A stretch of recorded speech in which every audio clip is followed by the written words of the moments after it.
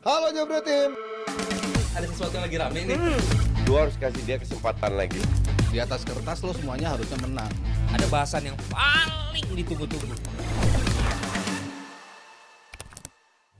Ya, setelah tadi kita sudah membahas soal hasil-hasil dari Liga Eropa, Liga Champions League. Dan kali ini kita akan membahas soal tim yang akan bertanding nanti malam dini hari ya, di mana Liverpool akan menghadapi Real Madrid. Dini hari. Jari-jari. Jari-jari. Dimana kayak kalau Liverpool menang lawan Madrid nih udah kayak piala dikasih ke Liverpool aja ya. Dia susu marmo lo kan, lagi di atas. Sama kayak Rizal nih, ya, lagi di atas. Tapi ntar ketemu nih sama yang kalau dikatakan penguasanya Champions League lah. Kedua tim ini memang punya pedigree, reputasi, prestasi yang spektakuler di Europe. Tapi dengan keadaan sekarang Real masih coba menemukan form, sedangkan Liverpool di kondisi mungkin terbaik di awal musim ini di 5 major leagues di Europe dan selalu saja bisa menemukan cara di big games untuk bisa mendapatkan hasil yang optimal. Iya. Peringkat 1 di Liga maupun di Champions League. Liverpool. Sombong. Tapi gue nggak sepede Rizal sama Dazuf sih. Maksudnya ya biasa aja lah. Kan gue bilang Liverpool sebetulnya di Liga belum ketemu tim-tim yang besar menuju ke pertandingan. Dan bahkan seolah nih November udah juara aja gitu kan di Premier League dan juga masih di atas angin di Europe. Kepleset sekali aja untuk bisa merasakan itu gitu. Tapi ya gue tetap senang melihat respons dari Liverpool, terutama ketika mereka kehilangan Klopp. Gue nggak berpikir mereka bisa tampil sebagus dan sesolid ini. Ternyata mereka bisa gitu. Lebih elektrik lagi permainannya dibanding era-era terakhir dari Jurgen Klopp gitu.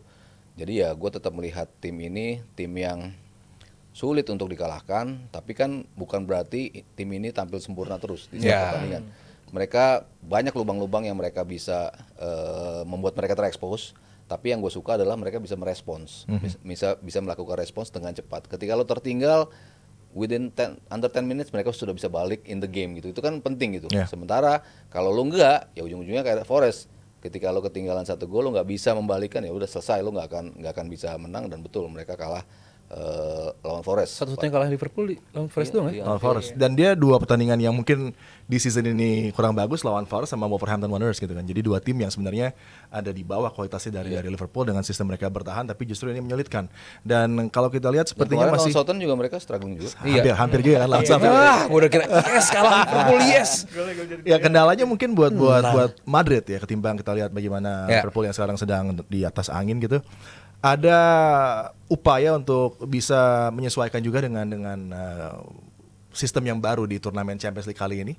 Mereka juga sepertinya agak struggle dengan itu, dan dengan tidak adanya grup yang membuat mereka bisa hitung-hitungan gitu. Sepertinya ini juga buat Real jadi tantangan yang baru, bahkan udah 2 kekalahan yang tidak biasa terjadi di awal dari persaingan di Champions League untuk Real Madrid. Seperti apa ntar mereka berupaya untuk menghadapi Liverpool, the slot machine yang sedang on fire ini. Ya, story-nya adalah gimana Liverpool bertahan dengan pemain-pemain yang banyak cedera. Ini bakal menjadi malam yang luar biasa mungkin bagi Mbappe, malam yang luar biasa bagi mungkin Endrick bakal starter juga. Di kanan mungkin entah Brahim Diaz atau Arda Güler. Di kanan nama-nama yang mungkin bakal biasa menjadi backup pilihan baik Endrick maupun Arda, tapi bakal menjadi starter karena Rodrigo dan juga Vini dipastikan nggak bisa main. Injured. Vini 3 pekan sampai 4 pekan. Rodrigo juga gua nggak tahu kalau Rodrigo cederanya berapa lama. Cuman ini bakal menjadi malam yang penting bagi mereka, dan buat khusus Mbappe yang selama ini orang bilang dia masih ada di bayang-bayang Vini menjadi pemain terpenting, dia bakal main dari posisi yang dia pengenin, sayap kiri gitu, dimana dia bakal punya gap yang luar biasa juga. Akan menghadapi Trent main cedera sih? Enggak, cedera kayaknya. Cedera. Dia bakal main ketemu back muda Liverpool juga. Harusnya ini bisa menjadi malam yang penting, dia harus bisa manfaatkan karena nggak akan ada stage, nggak akan ada momen yang lebih penting lagi bagi Mbappe untuk menunjukkan performanya saat menghadapi Liverpool di kandang Liverpool di Anfield. Bagi Liverpool ya tadi seperti lu bilang, slot machine lagi gila-gilanya bermain di kandang juga. Topping the league di Champions League dan juga di Premier League, artinya mereka lagi oke lah kalau Liverpool. Masalahnya kan di Madrid, bisa nggak mereka menghadapi Liverpool yang lagi oke. Bicara soal skema Liga Champions sekarang, nggak adanya home away, ya ini nggak cuma dihadapi sama Madrid, semua tim pun demikian. Lu bisa aja menang lu bisa aja seri di Anfield atau kalah di Anfield, tapi lu nggak bisa mengharapkan lu bisa menang di kandang saat menghadapi Liverpool. Ini yang beda dan nggak cuma dihadapi oleh Madrid, semua tim pun demikian. Jadi setiap game adalah final, setiap game harus mereka menunjukkan performa karena ya Madrid 2 kali kalah nih, harusnya bagi Ancelotti bahwa kondisi lini belakang juga ada yang cedera.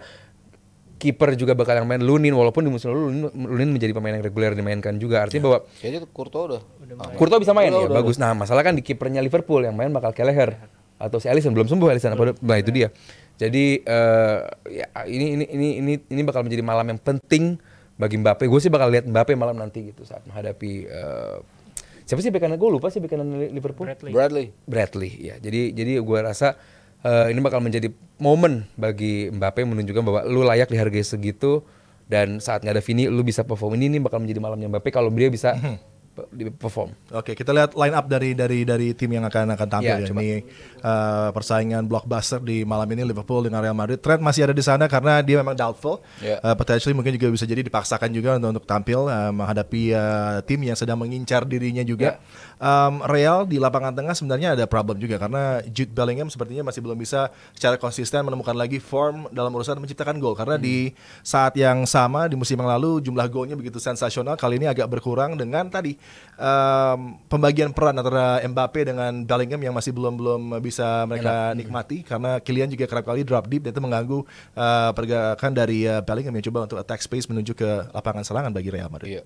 Tapi game terakhir ketika mereka bisa menang 3-0 walaupun Leganes ya, tapi menunjukkan something different dari Madrid.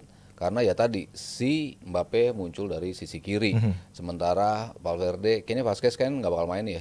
Jadi Valverde mungkin balik lagi nih ke posisi bek kanan, walaupun ujung-ujungnya dia akan lebih sering masuk ke atas.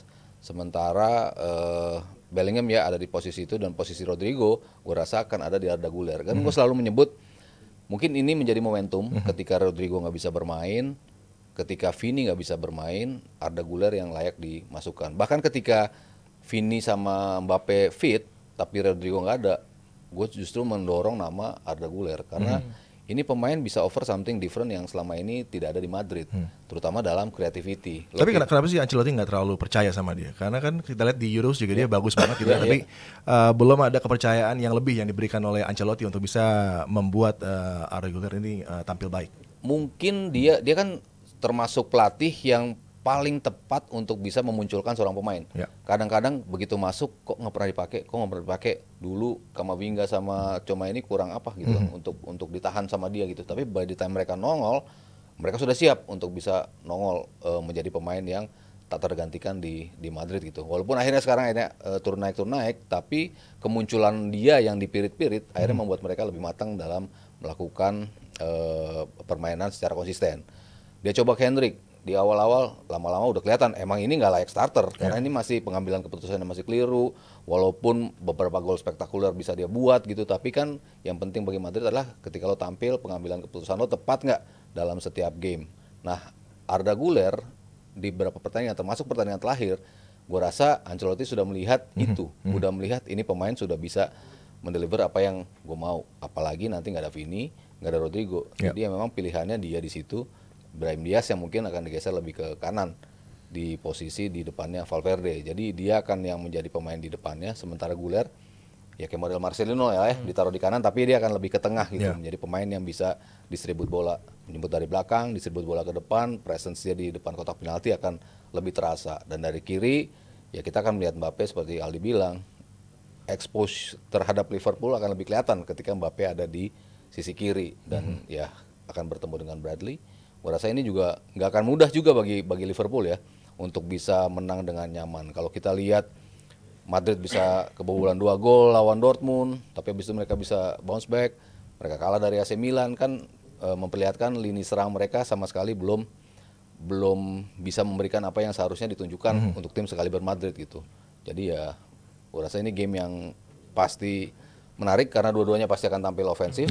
Dan tadi kalau di awal Adi sempat menyinggung bahwa Madrid agak sedikit susah dengan sistem format baru ini, tapi ini justru menjadi salah satu yang tim yang 2 kali kalah masih ada kesempatan nih, karena peluang untuk masuknya jauh lebih banyak slotnya dan juga 2 kali kalah mereka mainnya masih 8 kali kan. Kalau dalam 6 pertandingan 2 kali kalah agak sedikit sulit tuh buat mereka untuk bisa mengambil peringkat kedua untuk lolos ke 16 besar. Jadi ya tim-tim yang berada di belasan, di puluhan walaupun udah 2 kali kalah, kalau mereka bisa menang lagi masih di peluang, tiga pertandingan, peluang mereka masih ada. Dan Madrid gue rasa akan masuk ke knockout, tim yang ke knockout.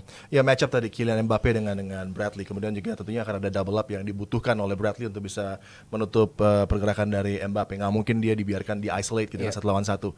Peran dari Gravenberch, dari Alexis McAllister juga akan berlipat ini untuk bisa menopang pertahanan. Menurut lo battle di lapangan tengah nanti dengan para pemain yang harus switching menuju ke zona pertahanan, karena kalau kita lihat sebenarnya juga defensively walaupun rekornya bagus bagi Liverpool, tapi memang ada celah-celah ketika Van Dijk tidak tampil bagus, Konate tidak tampil bagus, terkadang Bradley juga kewalahan di sini. Dan bagi Real mereka juga masih belum bisa tampil baik untuk menjaga clean sheet. Oleh karenanya mungkin ini menjadi celah-celah yang bisa dimanfaatkan oleh kedua tim dari transisi. Ya, saat menghadapi Southampton kemarin kelihatan bahwa Liverpool ini gugup, gagap saat menghadapi tim yang melakukan transisi cepat.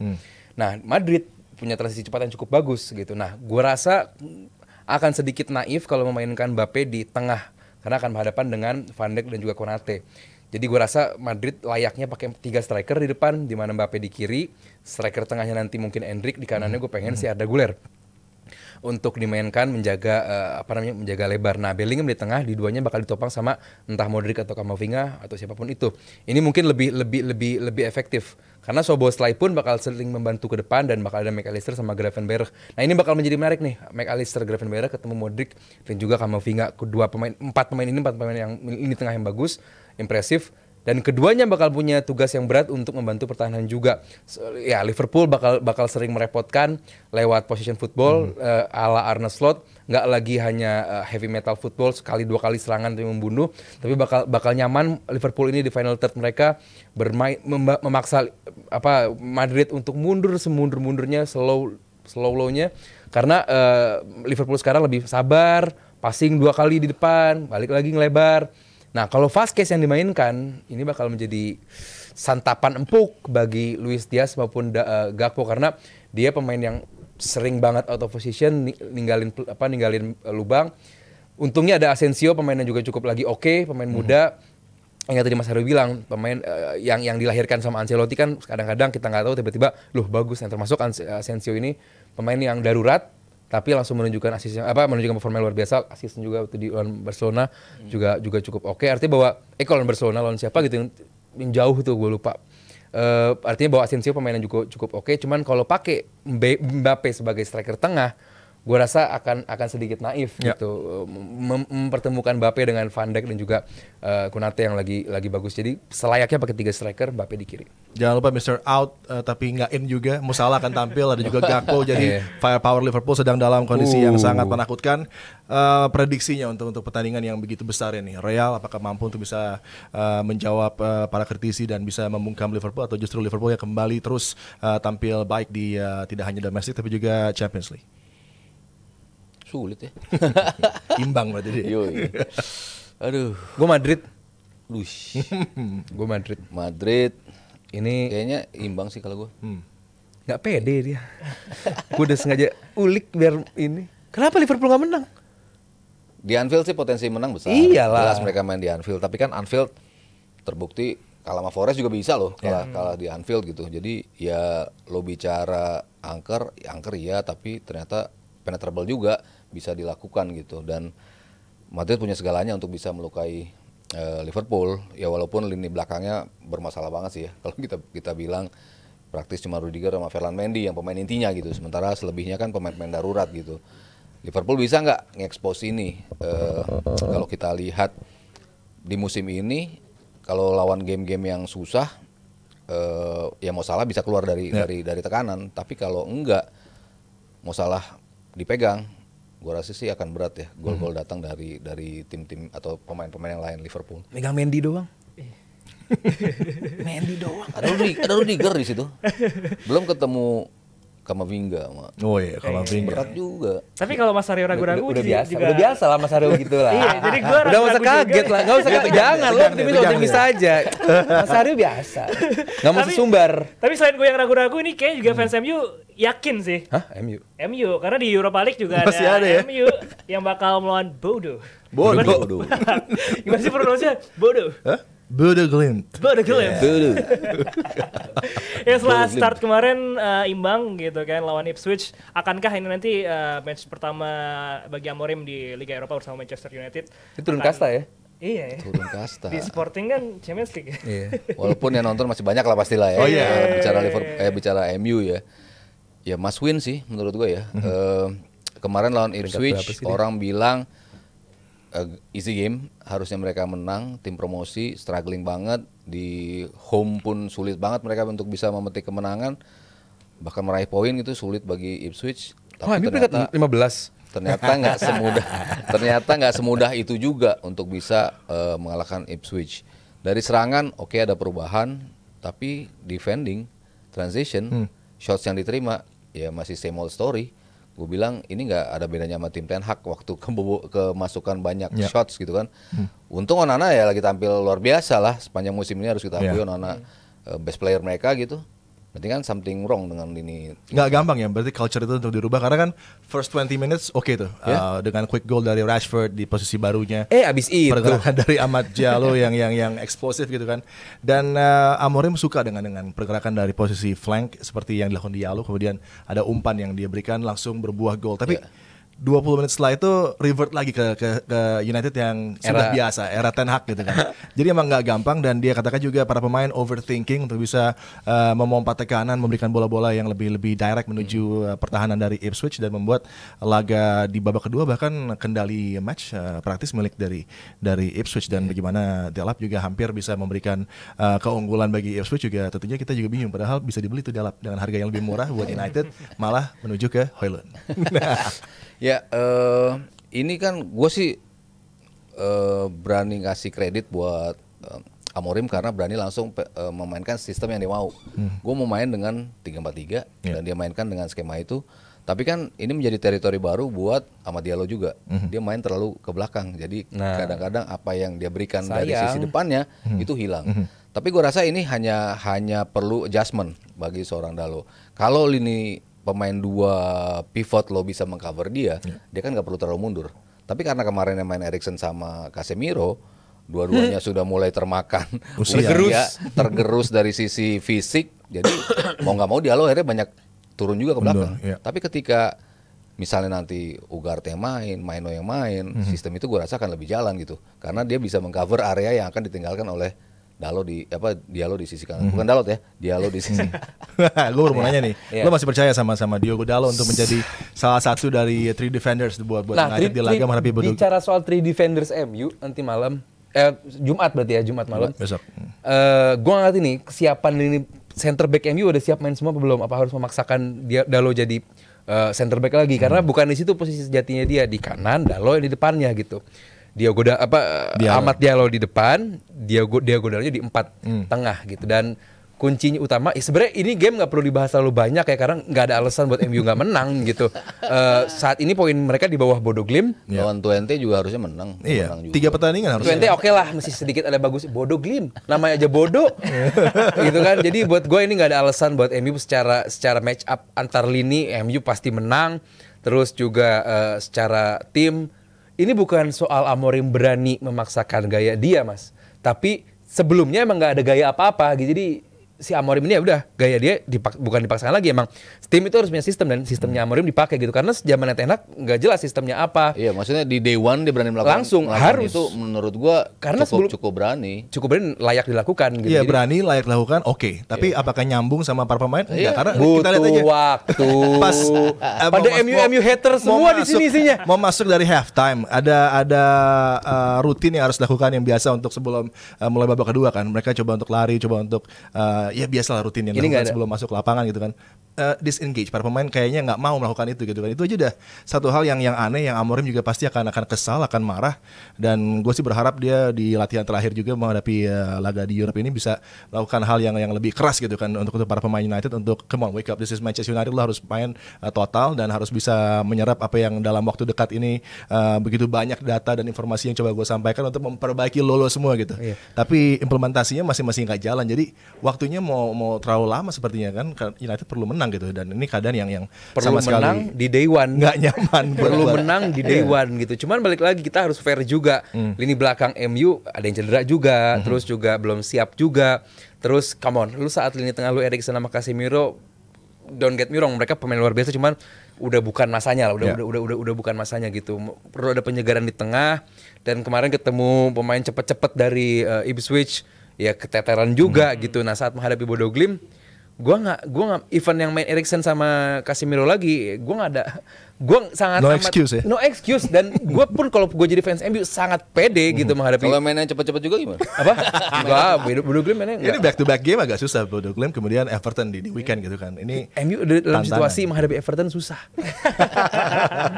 Itu zaman Ten Hag, tapi kalau gue yakin, gue bukannya lagi pengacaranya Amorim nih ya, enggak juga gitu. Cuman ya tim saat lu mengimplementasikan sesuatu dan pemain pun rasanya harusnya bisa gitu. Lagi-lagi gak usah mainin Rashford. Gak usah mainin Rashford. Gara-gara dia bikin gol 1, omongan gue jadi kayak salah gitu. Jadi kayak tuh dia bikin gol, tapi abis bikin gol ngapain kan? Kalau ya justru itu yang gue rasa menjadi period di mana dia memakai pemainnya yang cocok nanti siapa gitu. dicoba-coba dong. Iya dong, Dia dia coba pasti dulu. dicoba. Dan gue rasa pairing itu nggak akan dia pakai lagi untuk game yang high intensity game.